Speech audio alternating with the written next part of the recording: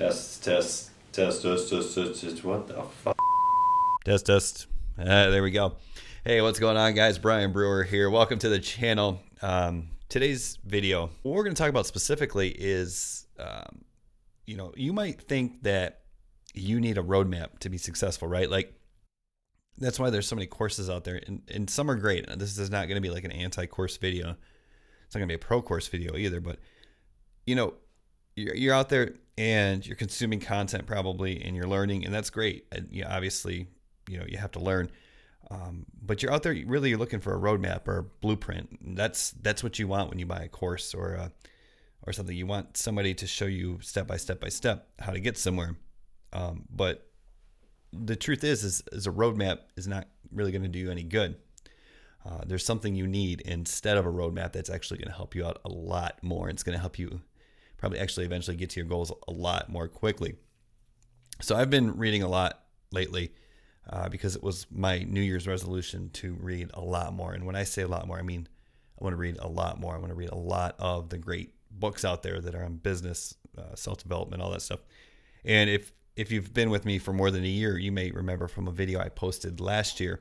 I always like to start my New Year's resolutions after Thanksgiving, because what that allows me to do is that allows me to take kind of a trial run at it before January 1st. What I mean by that is I can go through December with my New Year's resolution, whatever it may be, whether it's exercise more or read more, knowing that, I'm going to fail a couple of days. I'm probably not going to make it on Christmas and so on and so forth. But that gives me practice of being pretty good without the failure of failing. Then when January 1st comes, or January 2nd or whatever, I am ready to go. I'm a little bit practiced. I'm kind of in the routine, and it's a lot easier to keep my New Year's resolution. But the point of that story is I mentioned that I've been reading a lot more, and the book that I'm currently reading is a classic that I really recommend, and surprisingly enough, I've never read before, and it's The 7 Habits of Highly Effective People. Well, one of the statements in there, one of the things that really caught my attention, among others, is when the author mentions that you don't need a roadmap, okay? Because think about it, like if you had a roadmap, it's not really that good. If you're in Chicago and you have a roadmap for Dallas, right? Are you going to be able to find your destination? No, that roadmap is going to essentially be worthless.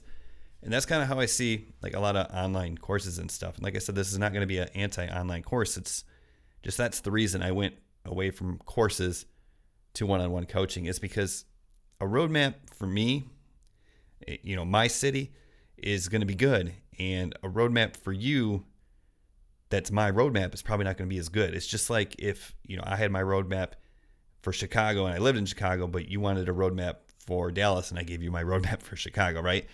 Like to be successful, you have to leverage your skill set, right? Like I have to leverage my unique skill set. There's things I'm good at and there's things I'm not good at.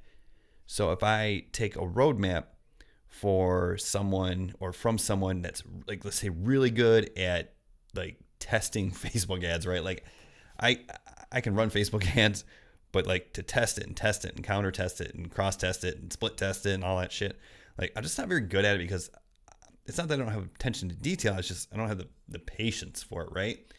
But I'm pretty good at creating content. I'm pretty good at coaching. I'm pretty good at teaching. I'm pretty good at delivering new ways of looking at things. I'm pretty good at YouTube, good enough anyways. I'm pretty good at email marketing. So those are the things that I have to leverage. Once again, if I just gave you that roadmap, it might work for you. And I think that's why courses have such a low success rate. It might work for you, but it might not. Like you have to be lucky enough to fall into the same skill set as I do if I'm giving you that roadmap. Okay. With coaching, it's not the case. Like I've been doing this for a long time, and I know a lot of people in the business. So it's like, I can look at where you're succeeding and where you're struggling, and then I can adapt the plan for you, right? But that's different. So really, what does that mean? Do you need coaching? Not necessarily, but I would just say stop looking for the roadmap and going back to the 7 habits of highly effective people. What you really should be looking for is you need a compass, right? Because, you need to know where you're going. Like start with the end in mind. But you need a compass to give you the course correct, right? Like if you follow a roadmap and you have a roadmap for the same city you're in, like if I'm in Chicago and I have a roadmap for Chicago, and then it says, okay, go 500 yards, then turn right, and then go 100 yards, and then turn left. And it's going to take me exactly there, right? But it has to be the right roadmap. Whereas a compass kind of works a little bit differently. It's like, yeah, okay, that's the direction I need to go. And you might get a little bit off track. But once you see the compass dial start to turn, you're going to be like, oh, shoot, I got to go back that way. And that's really what success is all about. Like, you need that constant course correction towards the end goal, but you're not going to get there on a straight path. Like, I hope that makes sense. Like, you know, have you ever seen those, like, I call them memes or whatever, but basically it's like, here's what success looks like, or what you think success is going to be, and it's a straight line. And they say, here's what success really looks like, and it's all these curly cues and stuff. Well, yeah, yes and no. Like, definitely success is not ever going to be a straight line, because there's too many variables, but it doesn't have to be all these stupid curly cues, right? That's because you're following a bad roadmap, perhaps. What it should do, success should look like kind of like this, like a wavy line, right? Like, you get a little bit off track, and then you course correct back, and then you overcorrect or whatever. That's how success should look like. So you know, that's, you know, instead of just trying to look for every single step, think about what you want to do. Like, find someone who's done exactly what you want to do, and then have that as your goal.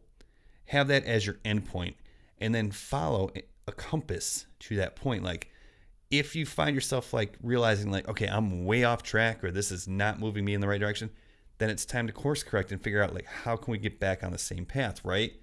Like, don't make any hard left turns. Course correct. And just keep that in your mind. I think, you know, that's why mentors are so great, because they can give you that constant course correction.